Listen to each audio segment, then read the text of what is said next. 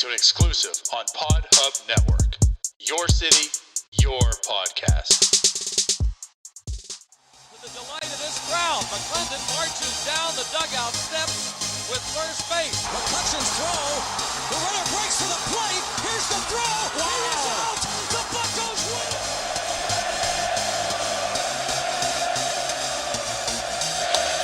That ball's hit well to left center field. Back toward the track. And that ball is gone. You are listening to the North Shore 9 podcast. Follow them on Twitter, Instagram, and Facebook.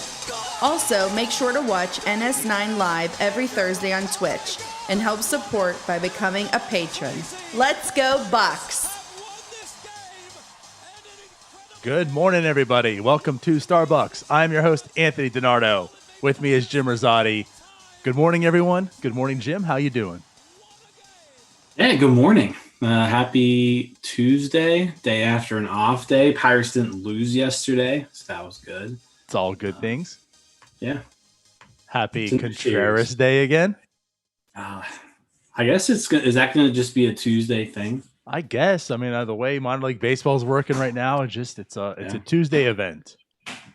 Tuesday Contreras. Well, I think minor leagues are going with 6-man rotations all year. So I guess since they have 6 games a week, everybody pitches one day a week. There it is. I mean, I'll take that. That's, something to look forward to on a Tuesday. Yeah. It's kind of going back to like college pitcher usage. Everybody's got like their assigned day. All right. Nice. Yeah. Like you said, there was after this Braves series, I think we all could afford a day off of watching those Pirates, right? That was quite the blessing. Yeah, I don't know if I could have gone another day in a row. Those Friday, Saturday, Sunday games were not great. Nice. Right. It wasn't competitive baseball. It was honestly very nice, very refreshing to be at home last night and just do whatever I wanted to do, which is actually preparing for the show and doing some other things. But I didn't have to worry about the Pirates being on and losing, 30-3. Thinking, why am I actually doing this? Yeah, that Friday game, I'm trying to think. I may have watched that entire 20-1 loss. I mean, there were like bits and pieces where I maybe tuned out a bit, but yeah, I mean, for the most part, I watched the entire game. Right. Which I don't know why. I don't know why I did that to myself. To cheer on Acuna. Right. To cheer on him. Honestly, let's talk about that Brave series a little bit here. Now, like you told me this morning before we came on to brighten up my spirits, I mean, they did win Thursday, so there's that. But let's start with Thursday's game, maybe. I don't know. Or what are you going to say? Yeah. Well, I mean, we came on Thursday after the game, and we were talking about how good of a game it was. Like, that Thursday's game was fun. It was a good game. It was back and forth. There was a decent amount of offense. Mm-hmm. So, I mean, that was a good game. And then the rest of the series was just yikes. It was bad. Right. That wasn't a preview of what's to come by any means. No, not at all. Yeah, so 20-1 on Friday, 6-1 on Saturday, 7-1 on Sunday.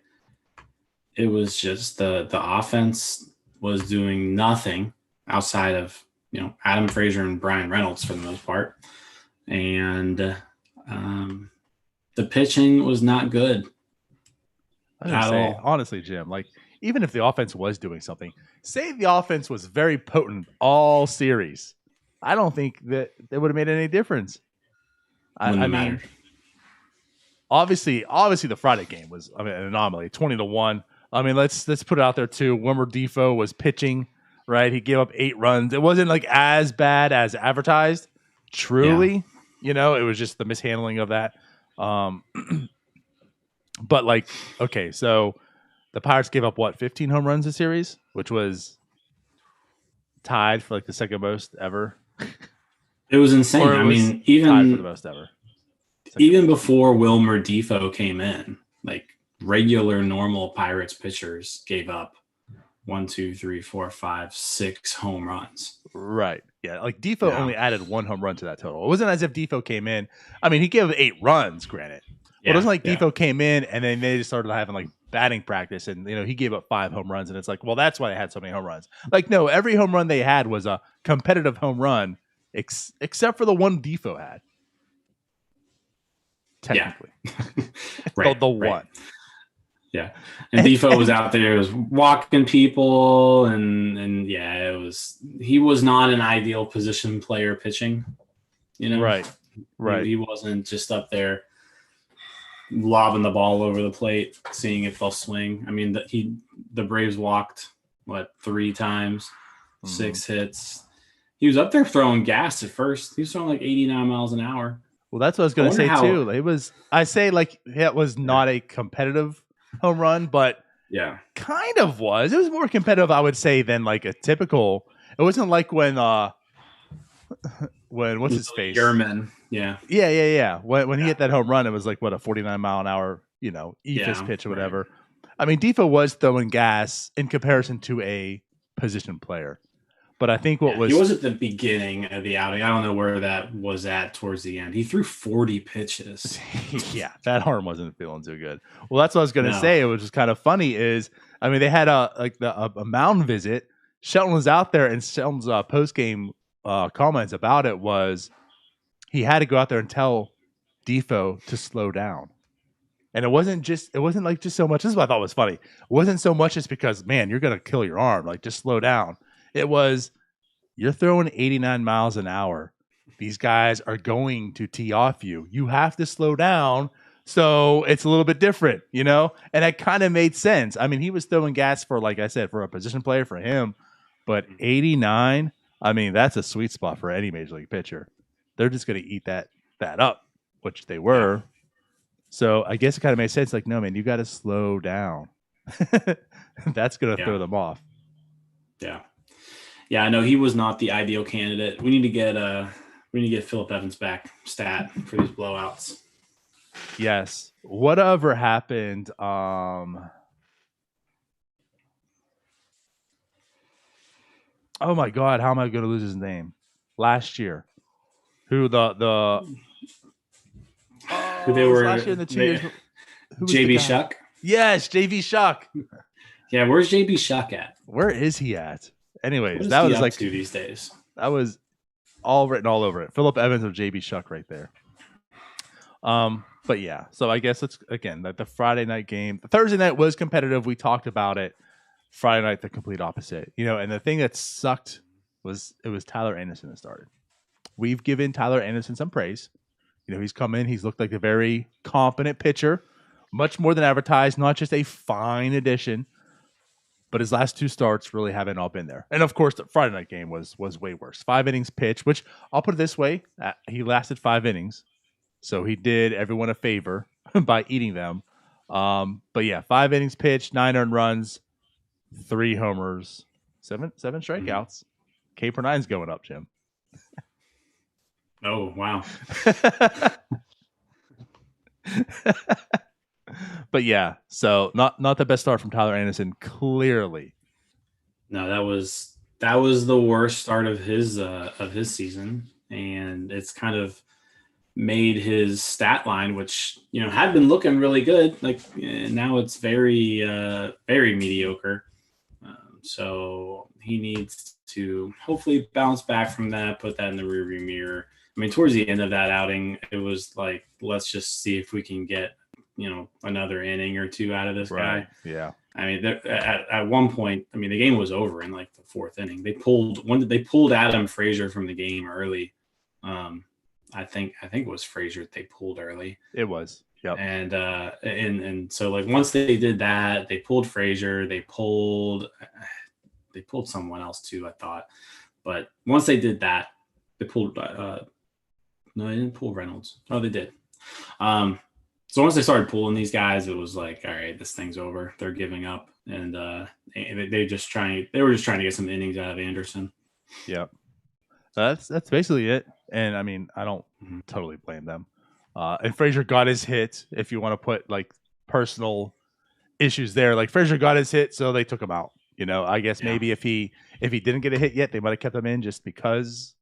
But yeah, it was over. The Pirates put up the white flag, which is something to say again for this team. That's something they don't do quite often. We joke about at least they try to be competitive. They battle, right? We'll do the air quotes. They battle. They might not be good, but they've always they never give up. Well, that game they gave up, and I mean I don't blame them either. It was 20-1. It was insane watching the Braves hit this whole series.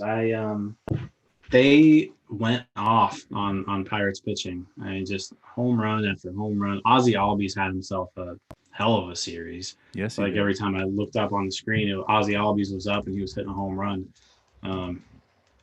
Acuna, he's one of those players that regardless whether you're facing him, you try to watch as many Acuna at bats as you can.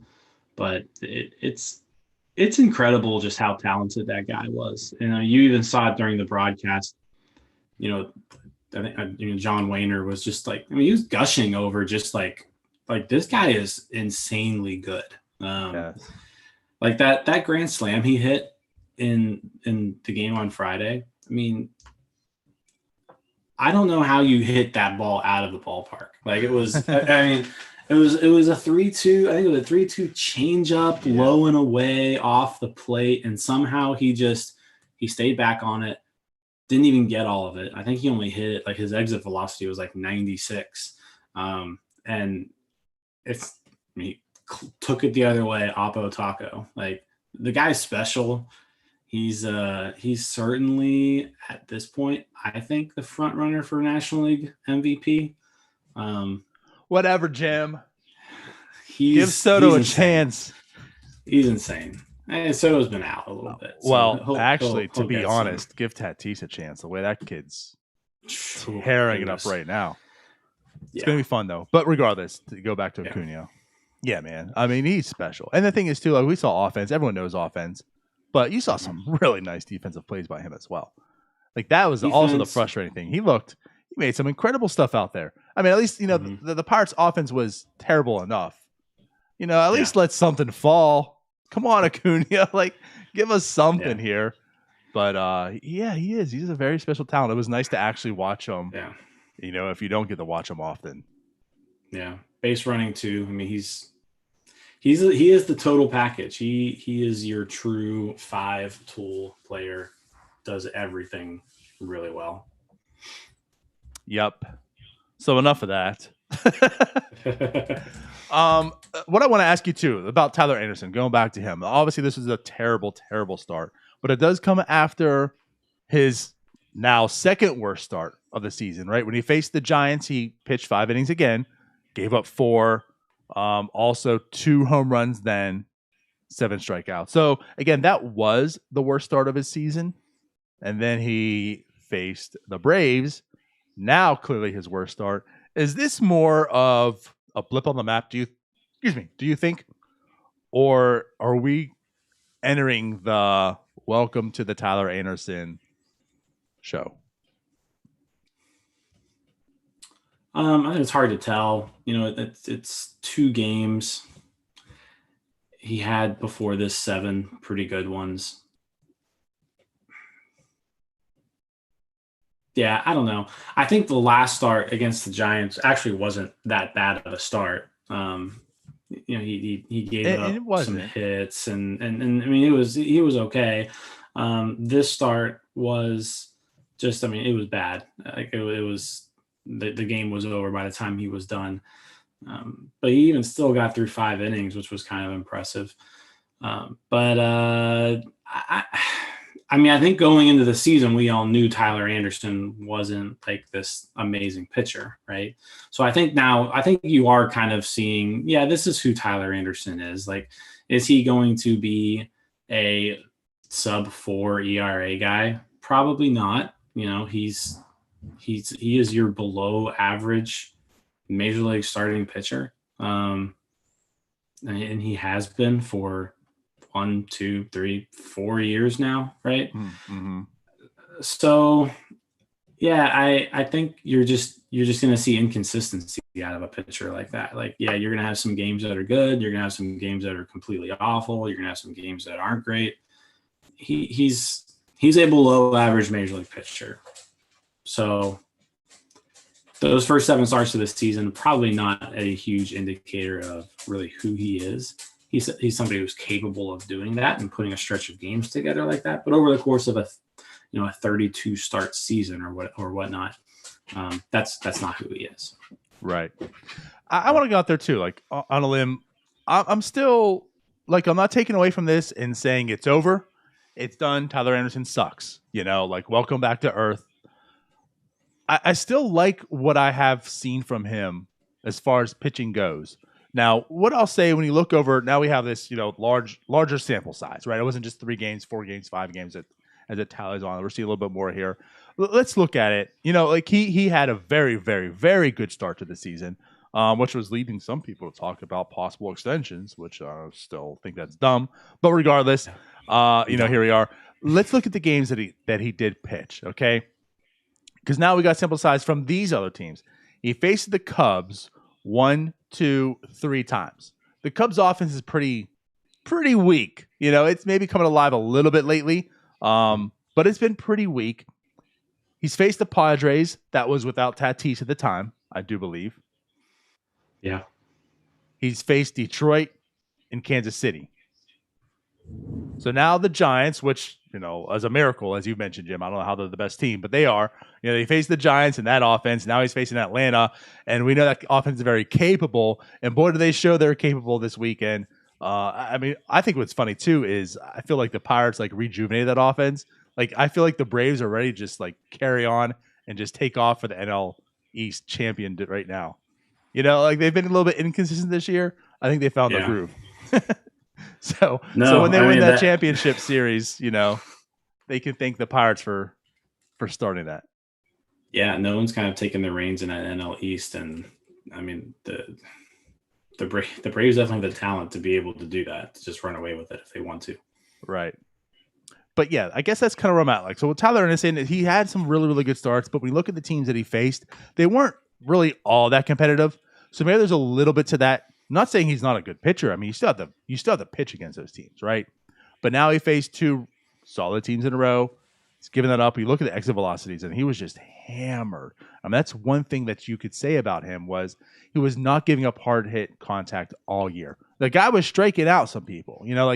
Guys were swinging and missing in his stuff. It wasn't just purely contact either. And that's why I still say that there's still more. I'm okay with Tyler Anderson, but I do think it's normalizing now, right? You're going to see, like you said, probably more just inconsistencies. Yeah. No, I mean, that's a good point. The exit velocity, his average exit velocity before these last 2 games was 88.5, right? And then these last 2 games, 93.9, 93.2. So he was hit harder these 2 games than in any other game throughout the course of the season.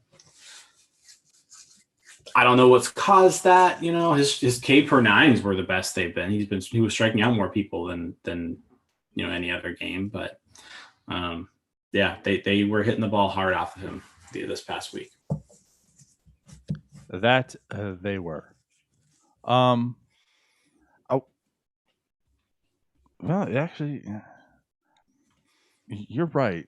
Not to doubt you. I just the K per 9 could always be, if you face 38 guys in one inning, and you strike out That's 2 of them. True. You know what I mean? But we look at the K percentage. 25.9, 30.4 these past 2 games. Where before that he was in the lower to mid 20s for the most part. So actually they were up. He was actually striking out more people. It's just when he wasn't, they were going over the fence. Yeah. Yeah, but lots of. And again, to speak to it, like you mentioned, obviously that Acuna just won, but that Acuna grand slam he gave up, that was a really good pitch. Actually, that's one of those almost like the Javi Baez home run earlier this season off I think Brubaker. That was just more credit to this amazing talent, less of Tyler Anderson being terrible. That was a really good pitch. How did he get that and get over the fence? I don't know. And I mean, he still put 3 runners on before him, but that's 4 earned runs that may not have happened it was just, this easy ground ball out. But yeah, I mean he made the pitch, just the hitter beat him. So it's hard to necessarily get on him about that. Right. It's more of a, hey, the other guy's just better than you. Yeah. So, again, with Anderson, kind of see him come back down to earth a little bit here. But that's fine. I still think he's a fine pitcher. Let's move on to Brubaker, because that's one maybe a little more worrying in the sense, because Brubaker, the same. He's coming off of 2 lesser starts. Now his ERA is at a 4.20. He got hit pretty hard as well. Mm-hmm. What do you think about Brubaker? Probably about the same. I do think that, if you look at Brubaker's underlying statistics, from the whole season, I think there's more to like about JT Brubaker than there is to like about Tyler Anderson, right? The stuff's better. The command seems to be better. He just looks better overall. And even after all this, right, his numbers are they're better. So I think, I mean, obviously you don't want to see these rough games, but I'm not as concerned about Brubaker as I am Anderson, really. With Brubaker, again, it was the home runs against Atlanta. Yep. So that was just, I think it was more just Atlanta was just crushing the ball. They were doing their thing. Was Brubaker, was that Austin Riley's 2 homer game where he had 2 homers in the first 2 innings or something? Yes, it was. So, yeah. So I think, that has something to do with it. I mean, it was a 75% home run to fly ball ratio in that game. So 3 out of every 4 ball that was hit in the air was a home run. That's not really a sustainable thing. So I'm not as concerned about Brubaker as I am anybody else. Right. Really. Yeah, I'm with you. The home runs has seemed to be a bit of an issue. It's like it's starting to creep up on him. He's actually given up a home run in every game but 2 so far. Yeah. Not the greatest. It's not the greatest thing. Now, with that being said, he's never given up more than 1 except for, 1 game against the Twins and now 3 against the Braves. Brubaker, that was the other thing too. Like watching him pitch, it really wasn't that bad. Like I look at it more as this game was a lot of kudos to the Braves. I mean, he still gave up 7 runs. I'm not saying he still pitched good.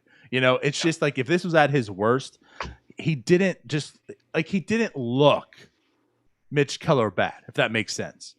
When Mitch Keller has a bad game, he just looks awful.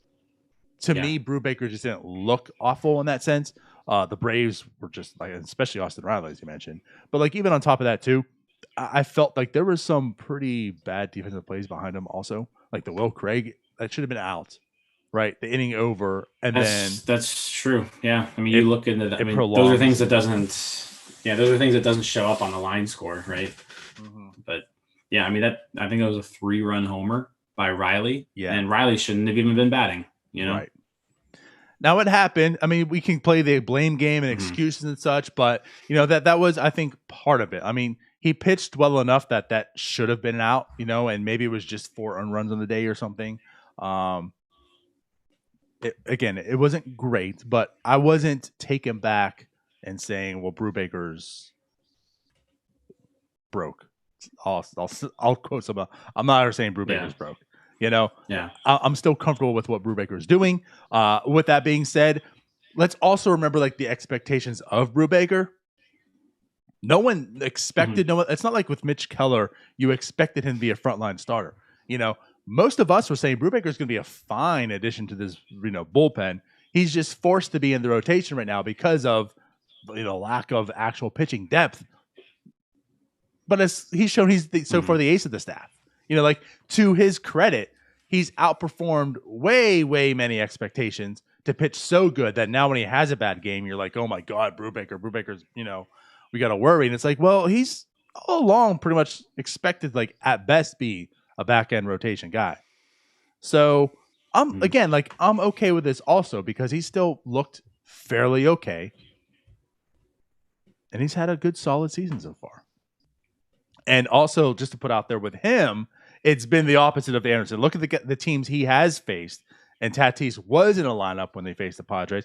The Padres, the Reds, of course, the Cubs, the Brewers, the Twins, the Cardinals, the Reds again, the Cardinals again, and Atlanta. Like, this is all pretty good offenses.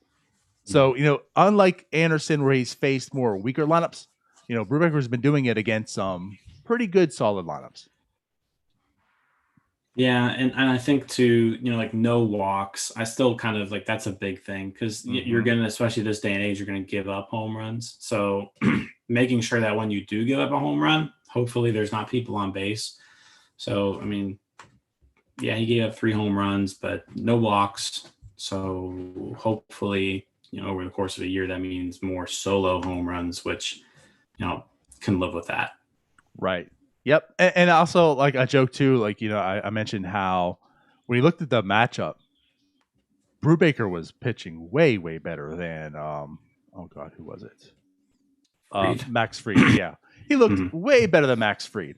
Less contact, less hits, more whiffs, and talk.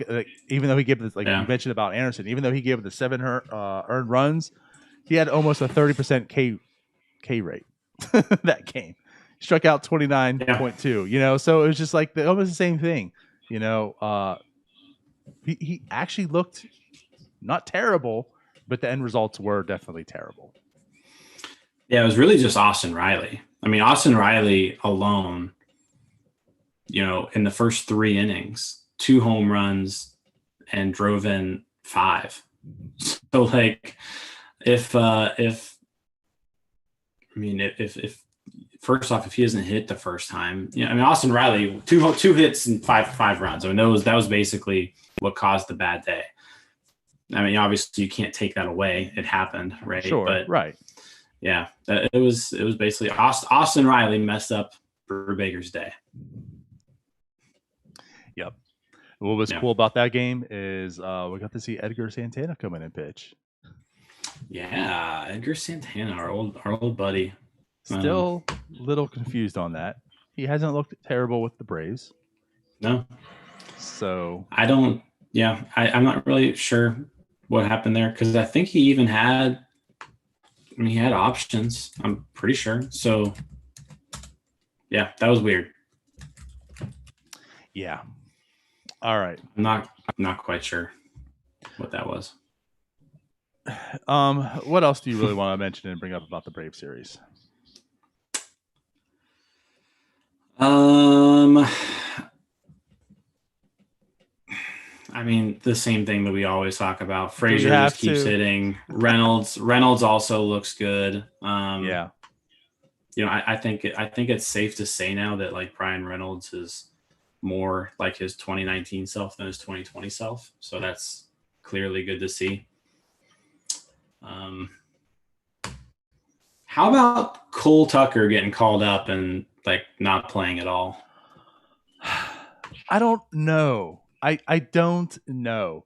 To me, this just feels like if you wanted to call up someone for depth, just call up someone who is depth. That you don't really, because again, this isn't the team that's competing and say like when they call up Josh Bell years ago, that first time of that Cubs series, right? And he played like 1 game.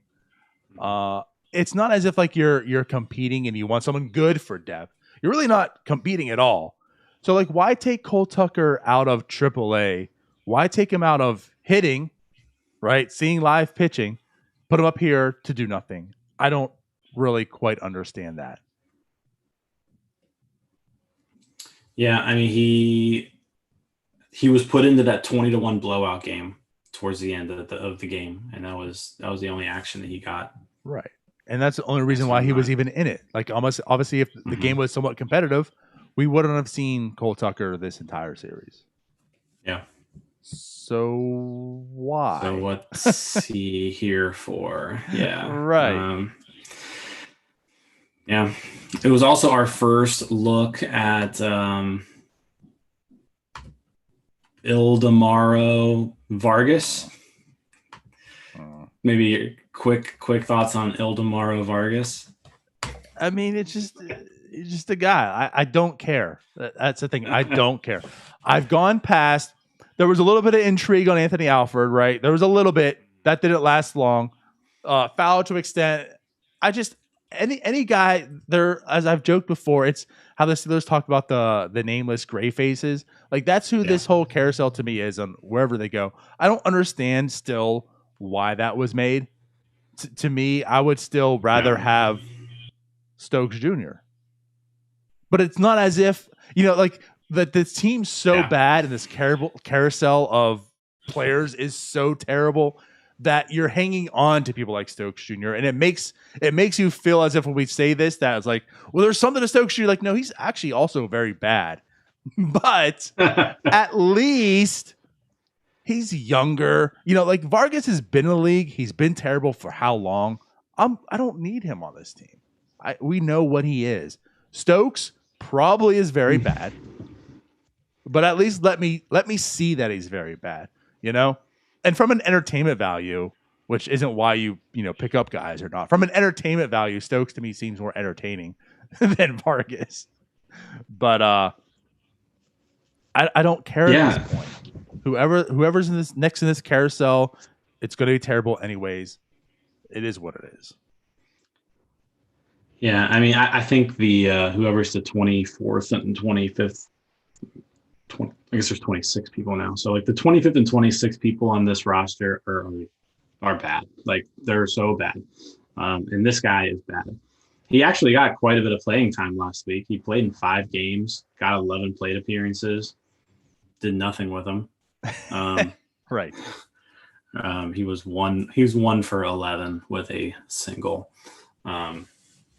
Yeah, so I'm going to echo your sentiment there. I'm not in the least bit interested in anything that Ildemaro Vargas does, and I don't foresee him being on this team very long. He was the waiver claim of the week, and I can't anticipate him being on this team probably for more than maybe another week.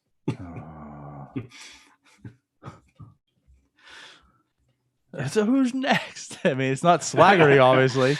Is it Cole Tucker? Someone else will get. Somebody else will get. Maybe Dustin Fowler again. Oh no, could be Anthony Alford again too. Could be him too. Could be. But anyways, this is how I am. Like, who cares? Who cares?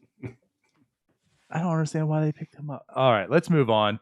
I'm not going to talk. Let's not talk much about this because we don't have to. We've hammered it. But Mitch Keller looked bad again. But it was the off start. It was expected, right? Now we know his next start's going to be good. But Mitch Keller was bad. Again, let's not go too deep into this. We don't have to talk about Mitch Keller. But you're going to you keep him out there, right? We're not giving up on Mitch Keller yet, right? Could we just say that? Could we just put our words on it? Yeah, no, we're not giving up on Mitch Keller. This whole season is meant to just evaluate and develop. He's fine being thrown out there every 5 or 6 days.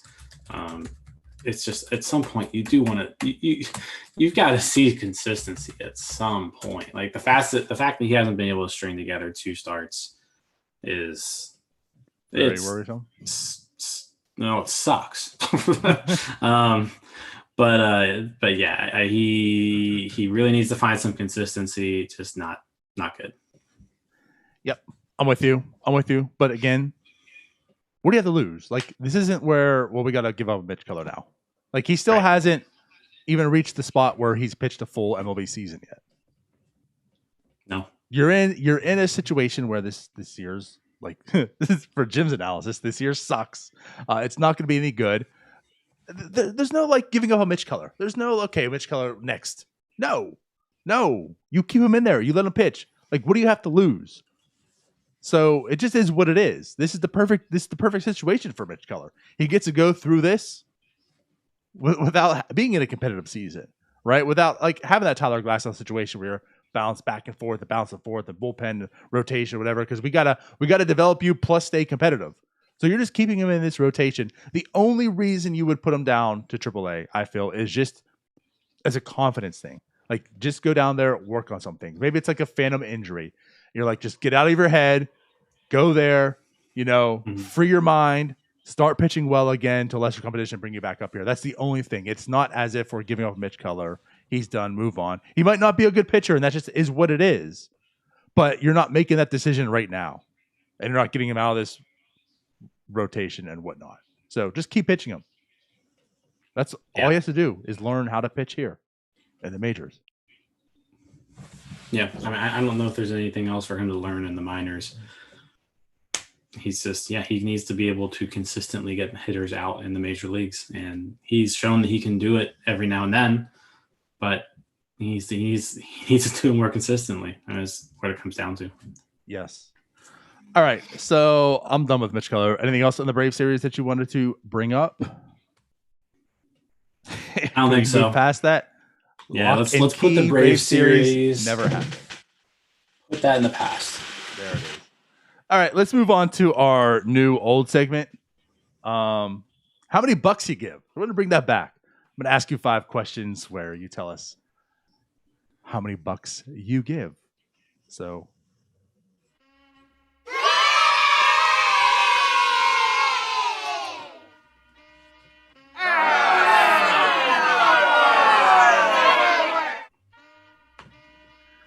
All right, Jim.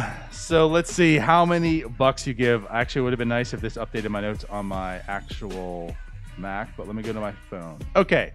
So, Jim, the first question. On a scale of 1 to 5, right? Total of $5. How many bucks do you give that Brian Snitker stopped Ronald Acuna Jr. from batting left-handed versus the Pirates this weekend? Ooh, that's a good question. I would have loved to have seen Acuna bat left-handed against Wilmer Difo.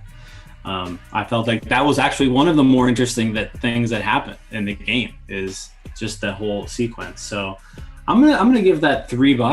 $3 that he stopped him. I would have liked to have seen it happen. Again, it's one of those things where you typically wouldn't do that in a blowout because you do have to and this is actually one of my things. I probably wouldn't appreciate a hitter doing that against a pitcher, right? Like, have a little bit of respect, but all those rules go out the window when you put a position player on the mound, right? There's no more rules when a position player is on the mound. So if Acuna wants to bat left-handed against Wilmer Difo, Acuna should be able to bat left-handed against Wilmer Difo. I wanted to see it. And just to go off your segment here, I think Difo would have actually appreciated it. The way he looked like he was just trying to have fun out there. I don't think he would have I think cared. it would have been fun. Yeah, it would have been fun. Exactly. I would have done it. I would have wanted to see it. It didn't happen. Such a shame. But you know what, though? Difo did strike him out. So, right-handed. He did. How was he going to face him left-handed if he couldn't even make contact right-handed? Difo is just overpowering. Yeah. All right. So how many bucks did you give? I forget. I gave $3. $3. Yeah, $3. All right. Next one. Level. Next one here. How many bucks do you give that umpire Joe West has tied Hall of Fame umpire Bill Allen's record for most games umpired at 5,375? Joe West should have retired probably 8 years ago. The fact that he's still doing it is not good. He's not a good umpire anymore. I think this is still somewhat of an accomplishment, though. Like, it's a career accomplishment. Hey, you've been doing this more than any other person in the history of this sport that's happened for, this sport's been around for 150 years. So I'll give him $2. I'll give him $1 extra on the scale. It is a pretty good accomplishment. I just don't like the guy. I think he should have been gone a while ago. Man, I'm with you there. All right. Next question. So how many bucks do you give that Adam Frazier claims to be extremely superstitious, from what appears his bat cubby to his batting gloves to which shower he uses after the game? I thought this was a fun little segment that they did last week. It's nice to kind of get into the minds and routines of players. I don't really care though. it was just more of just like a fun little tidbit. I'm gonna give $1 on the Adam Frazier superstitions. I don't care. Baseball players are superstitious in general. I did a lot of superstitious things when I was playing baseball, and it was just high school baseball, right? So, I mean, obviously people are going to have superstitions playing a sport like this. It's fun. I really don't care much. All right. Next to the last question. How many bucks do you give that former Pirate star Eric Kratz states that the Rockies and assumably the Dodgers had a very similar sign stealing system as the Astros in 2018? So this is a lot more interesting than anything else you brought up, because these are allegations that these teams are basically doing the same thing that we've just been hammering the Astros about, especially if the Dodgers are one of these teams, right? If the Dodgers are a team that are doing it, the Dodgers have just been absolutely destroying the Astros for this kind of stuff. So Eric Kratz coming out and saying all this, I am intrigued. $5. I'm interested. This is something I'm interested in. I'm right with you there, man. And the last one, how many bucks do you give that Cody Ponce is getting this start today over Chase DeYoung and Miguel Yajure? $2.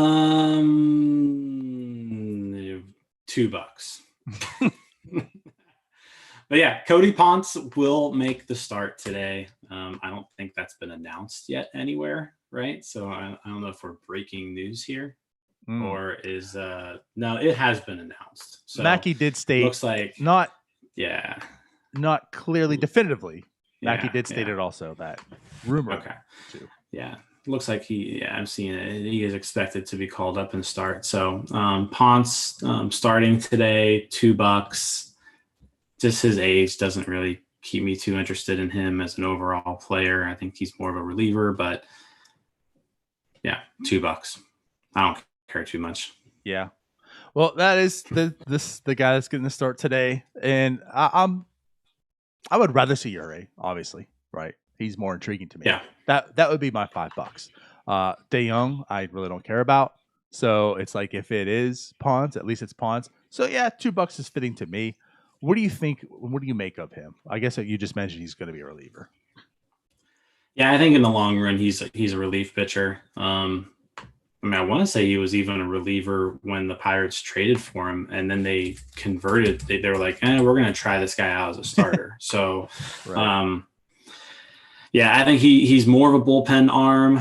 I actually wouldn't mind seeing him in this bullpen for like an extended period of time, because we really haven't seen that yet, right? He was a reliever when he was traded over, right. In 2019, he had 27 appearances in Double-A. Yeah, and he looked good. His Ks per 9 were good. His control was good. So I actually would like to see him in a bullpen role. I'm not quite sure what we're doing here. I think if we see him, it should be out of the bullpen. Well, I think that's actually the case. Yeah, I'm actually a little interested on what he could do out of the bullpen, because we haven't seen it yet. That's more fair. You look at his numbers in AAA in 19. Even last year, right, in the majors, like he had 3 starts for the Pirates. 3 starts, 2 appearances out of the bullpen, it looks. Like the ERA was good, like it was fine. It was a 3.18, but overall just 17 innings. Like the numbers really though. He's not striking a ton. He's walking some more. It's not great stuff. I'm not expecting too much. They're facing the Cubs today. I mean, maybe the Cubs are going to wake up now. maybe they're going to. They kind of have. But yeah, I mean, the Cubs they're at least over 500 now.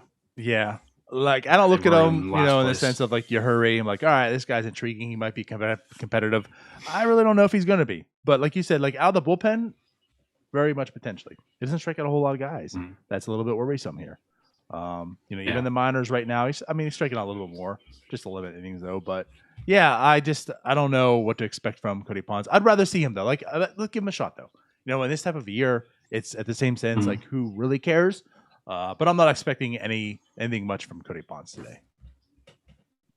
Yep. Same. Cool. All right.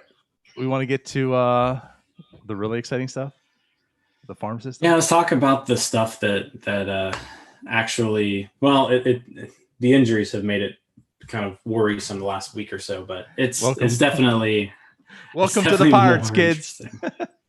Definitely more interesting than the Major League squad. There it is. Let's get our down to the farm.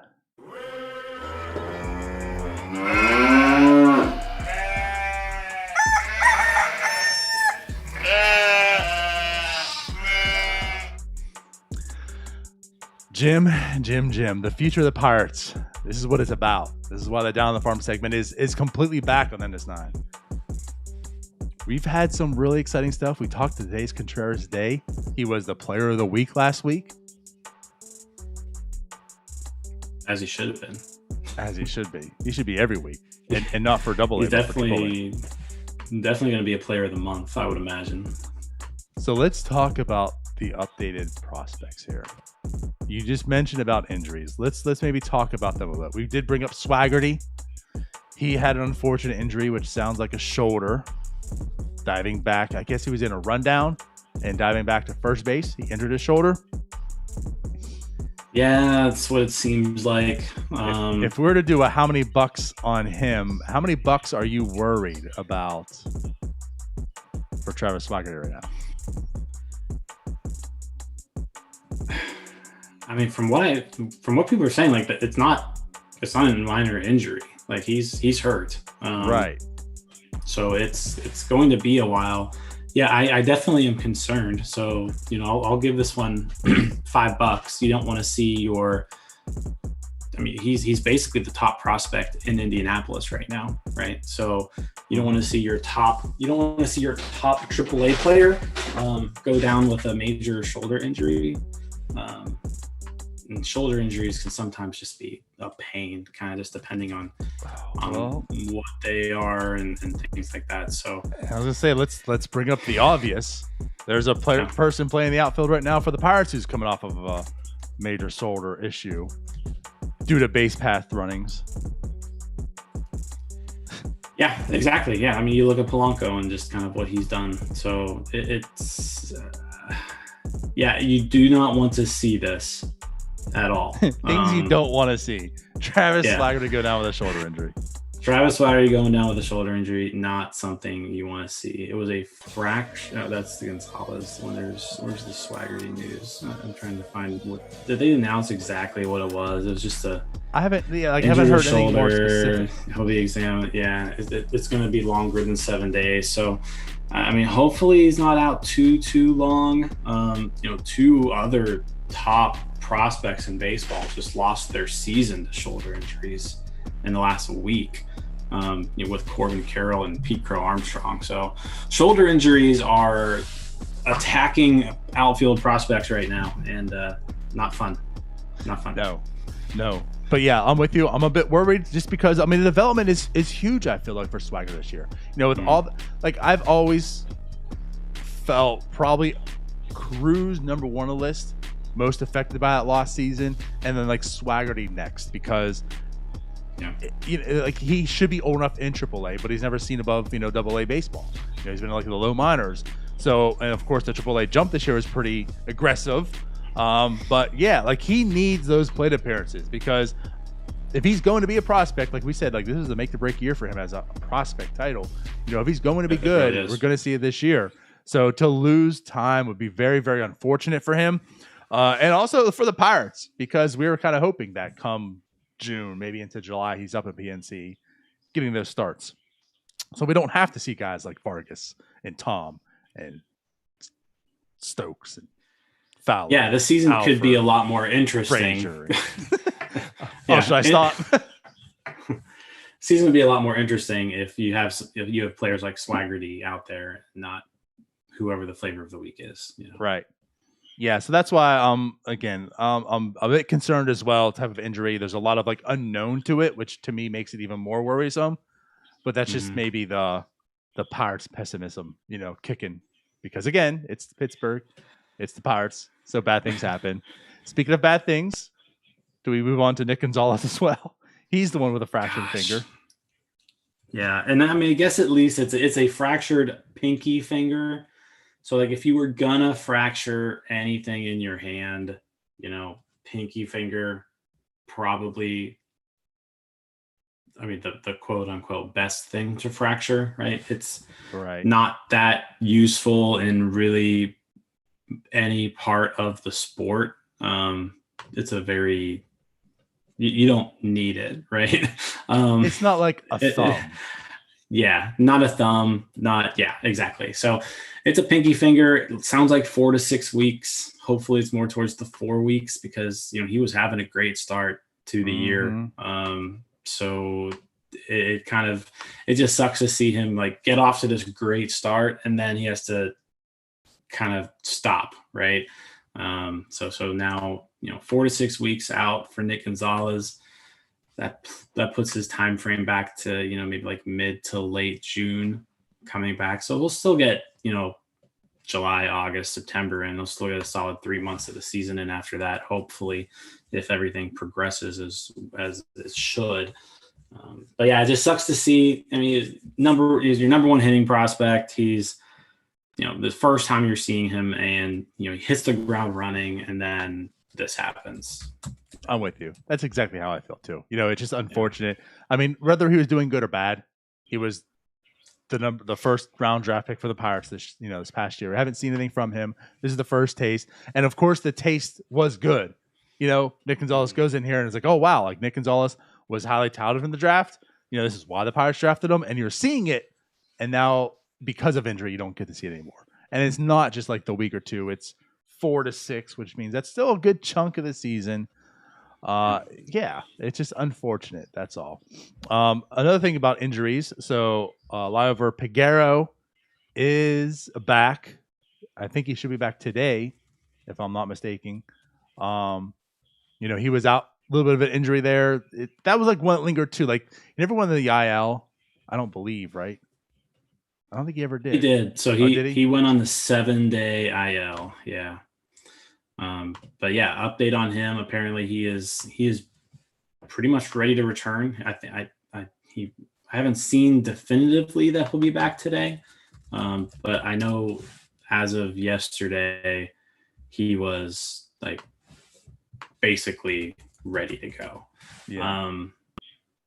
Yeah. Essentially he bruised his knee. So like with that, it wasn't anything crazy bad.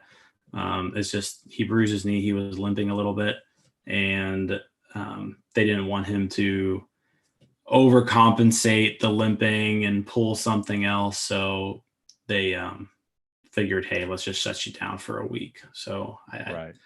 Yeah, as like a week ago, they're like, oh, he's in the lineup again, and they're like, never mind. Yeah. So like as of yesterday, the word was he's close to being back. Cool. I think that's pretty much it for the major injury issues, if not all of them. So yeah, I think so. So yeah, let's talk. Quinn Priester had a nice start.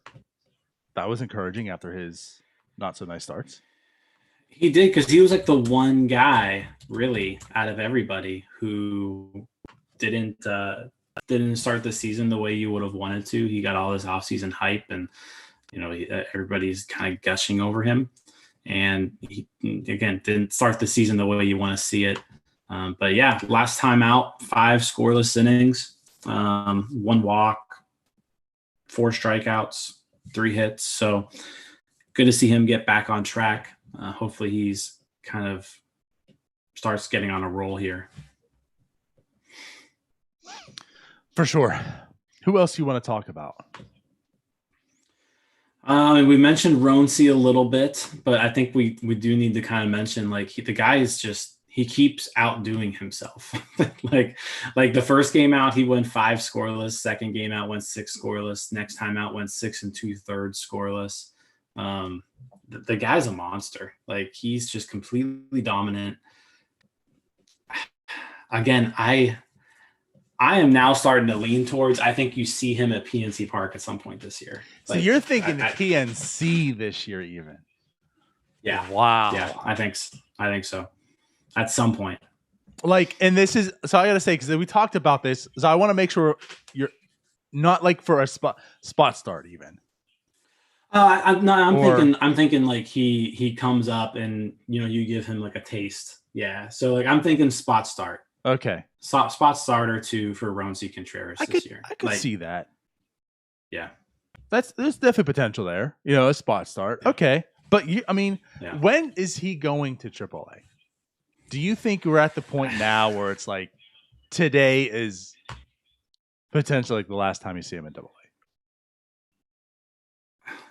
Maybe. Yeah. I mean, if he goes out here again today and throws 7 scoreless, and you're looking at the guy's thrown 24 innings this year and he's just not being challenged, I mean, at some point you got to challenge the guy. You can't just let him go out there and just keep throwing the ball against people that he's dominating. I think you do have to move him to the next level at some point.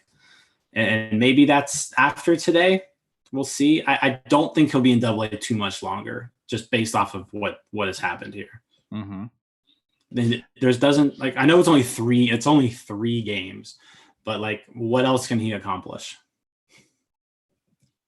Right. Like, it'll be 4 games. Like you said, if he does the same thing, it's going to be 4 games, and he has just looked head over heels. It's not like everything you say, and I can't speak as definitively. You watch the games more. I really don't. But just from watching the highlights, from hearing other people speak, everything you're seeing, like, it just, he doesn't belong there, and that's a good thing, No, exactly. Like, it's not fair. It's not fair to the hitters of AA that right. He's throwing to them. And that's the thing. It's kind of like it's like last week when DeGrom was facing Port St. Lucie, and Port St. Lucie's Twitter was like, "Send help." AA teams, when Contreras pitches, it's like DeGrom facing single A players. But I just want to like emphasize again. I know it's not AAA, it's not the majors, but it's AA. AA is a good league. Like, this isn't where, in a sense, yeah, it's the kids. I mean, he is a kid, these are kids too, but like, AA is a very quality league. And for what he's doing there, like you said, like, we're talking about how he looks like he doesn't belong because he's just way too good. That's so impressive to me. Because again, like, AA is nothing to sneeze at. This is a very, very good league. It's not like you go into AAA, there's going to be like this huge difference now. Major League, there probably will be.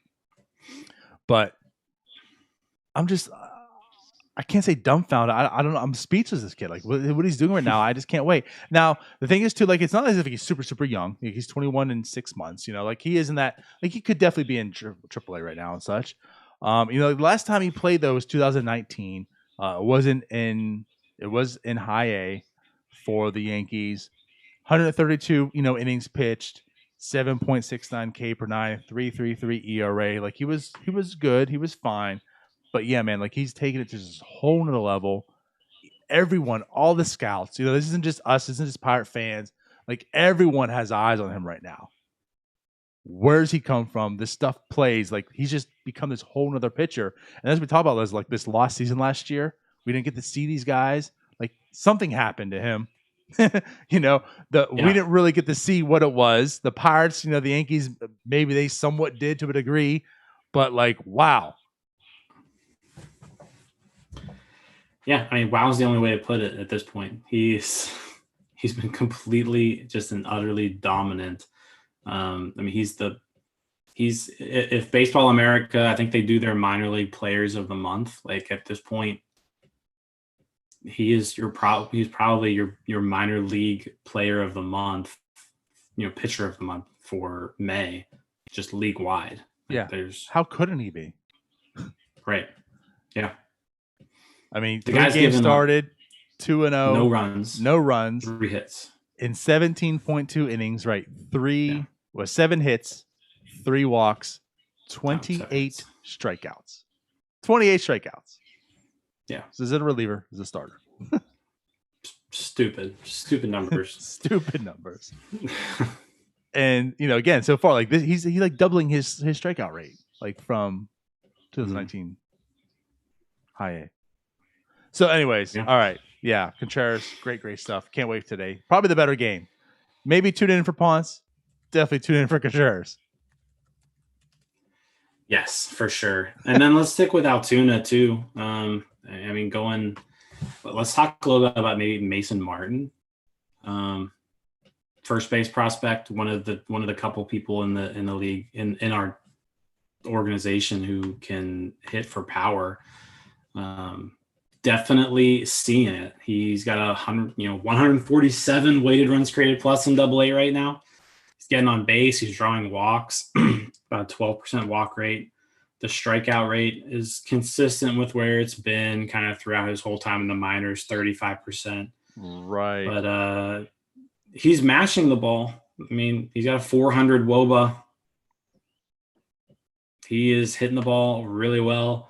And, just based off of this team and the lack of power, it would be really nice to have some power hitting prospects pan out. So Martin's kind of one of those guys on the radar. He's not like a top 10 prospect or anything because he's a first baseman, right? So they kind of get dinged a little bit on the prospect lists, but the guy can hit and he's showing it. And he's continuing to kind of be consistent there in AA. Yeah, man. Like the thing is, the strikeouts just worry me so much. The power is so legit, and I think that's also why you're not seeing him on the top list either. Because yes, he is a first baseman. He's got very, very legit power, but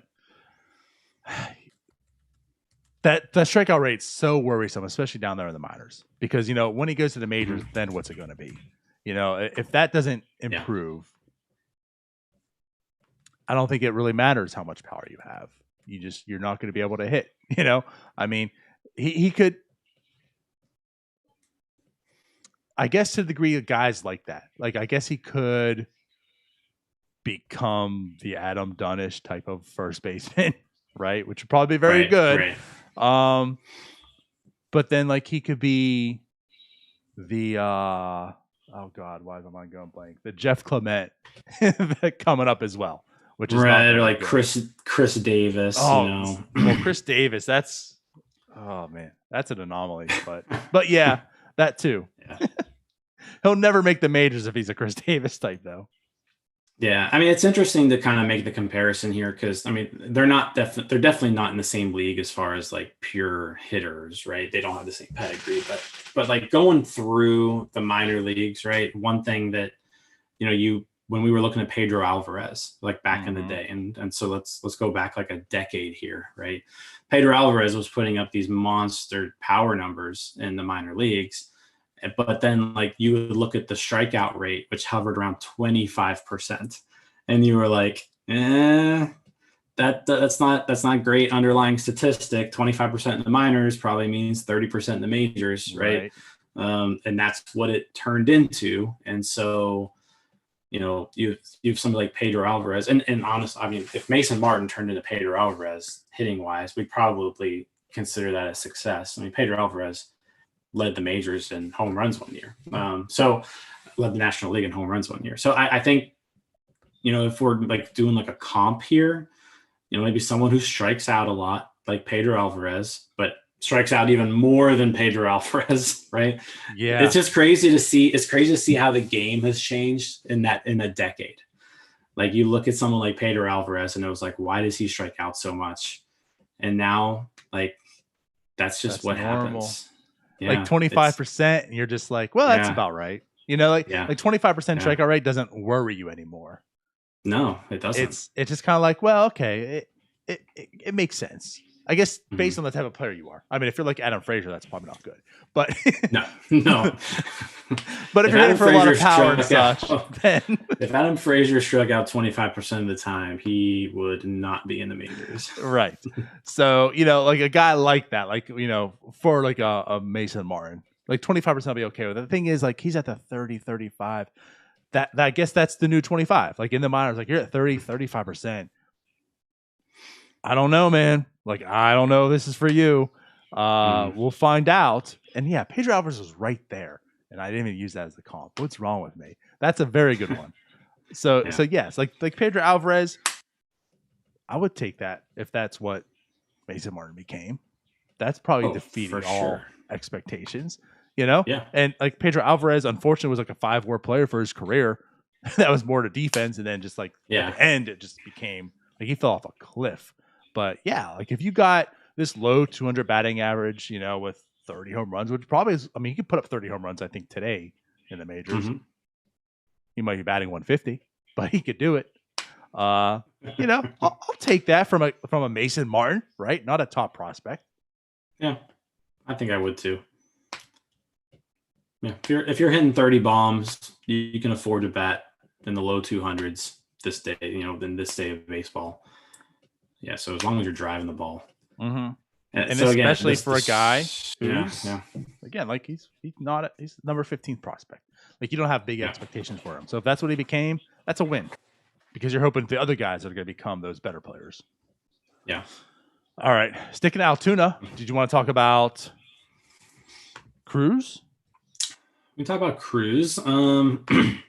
The one thing I do like to see with Cruz is the strikeout rate isn't as high as like Mason Martin, right? Right. So, the strikeout rate, it's still high, it's 28%, but not out of this world high.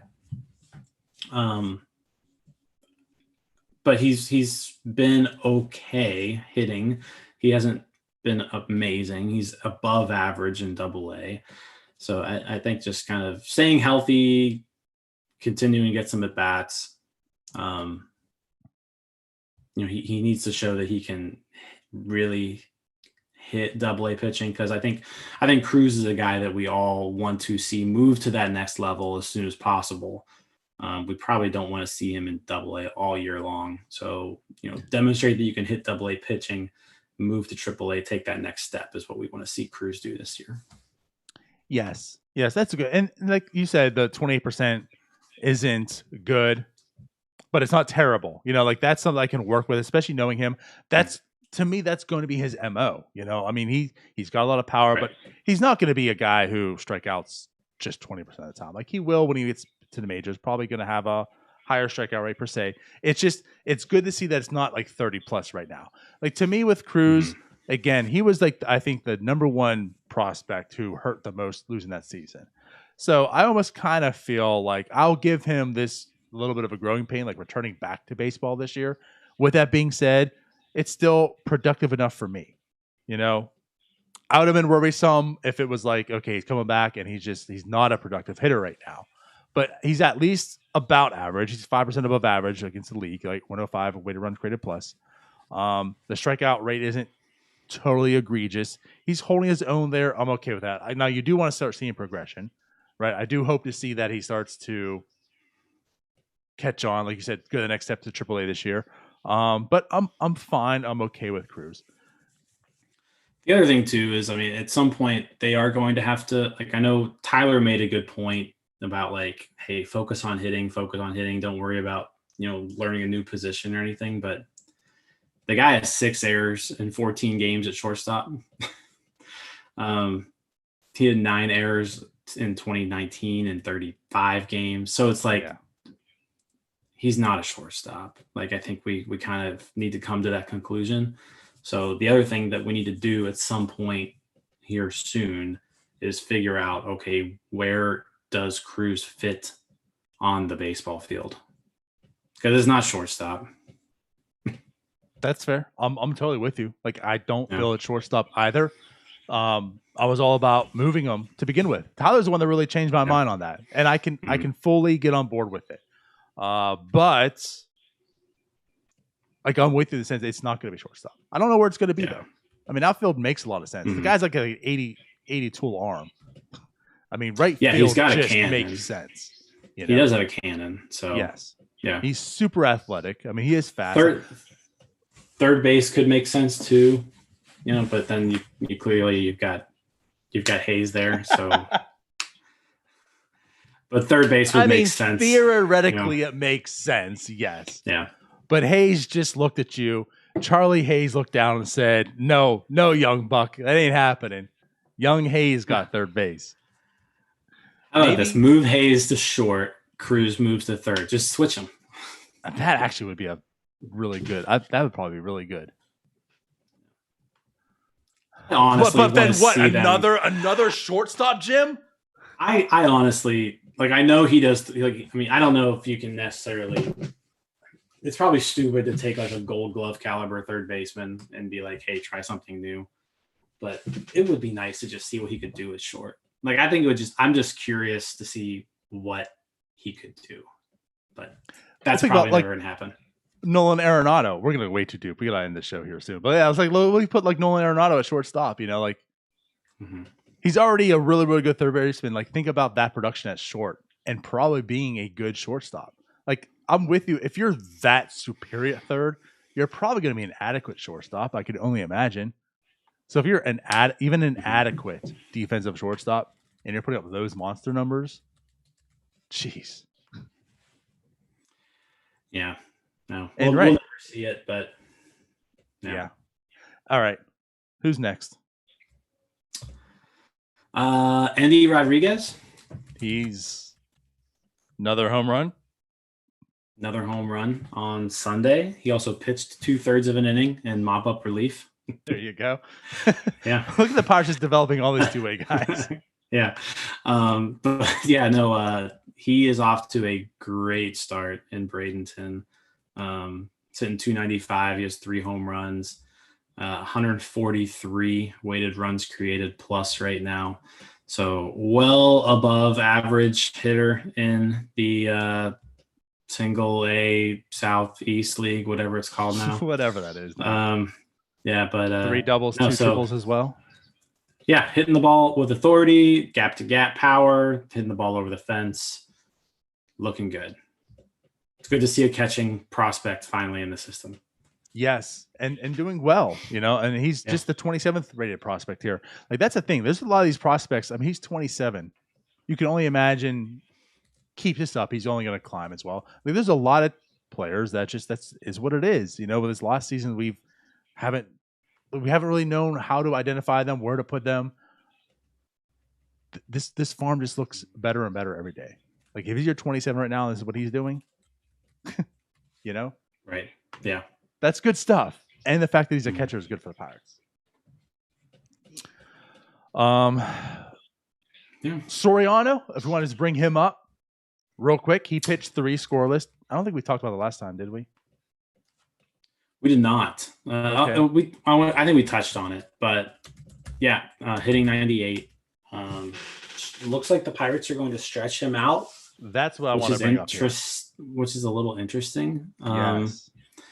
I don't know of too many Roll 5 picks who end up being starting pitchers their Roll 5 year. But yeah, we'll see how it goes. I don't know if this is maybe just building up his arm strength and then they are going to put him in the bullpen. But we'll find out, in a month or so. But yeah, they said they are going to or more. They're going to stretch him out and work him like a starting pitcher. So yeah, that's what really intrigued me, and I'm for it. It's interesting. I figured he'd be a bullpen arm, but they say they're going to stretch him out. He pitched 3 right off the bat. Why not? I guess. Mm-hmm. I guess. He's hitting 98. That was impressive. Off Tommy John. So we'll see how the control works. But it was 3 innings scoreless. He looked good out there apparently. I wonder if they'll keep him in Bradenton this whole time, or if they'll progress him through during his rehab. I'm curious on that too.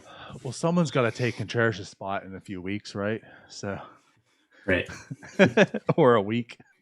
Yeah, there it is. Yeah, they may just keep him in Bradenton just because it's right there next to Pirate City, and they've got all the facilities, so they may just do that. But I don't know if they'll want to progress him through and get him against better competition the closer he gets to being ready, though, too. Right. Maybe at least make that last start in double or triple A before he comes over or something. Yeah, that makes sense. It's a good point. It is right by Pirate Cities. They can monitor him much closely because he's looked more as a major leaguer, not like a prospect, So yep. the major league guys will have eyes on him. Cool. Anything else, a point you want to bring up? Not that I can think of right now. Yeah, well, a new week of minor league baseball starting today, so we'll have 6 more games to talk about next week. There it is. We'll let you guys go then. I guess before we go, just one last thing. Won't talk about much, but Brian Hayes is back. We'll talk about technically prospects. He is back. Did have a home run. So June 3rd, baby. It's coming. This whole week is it's a little bit over a week still. It's going to feel like forever. Yes. You're going to just see highlights of him mashing in AAA this whole weekend. It's like, why is he there? I know. Like, call him up. Like, you can't. You actually can't. Yeah. Can't wait to see how many people don't know that. I'm going to be pissed off. Call him up, Pirates, you idiots. All right, let's get out of here. We'll see you guys later. Have fun watching Contreras. Good luck, Cody Ponce. Bye-bye. See ya.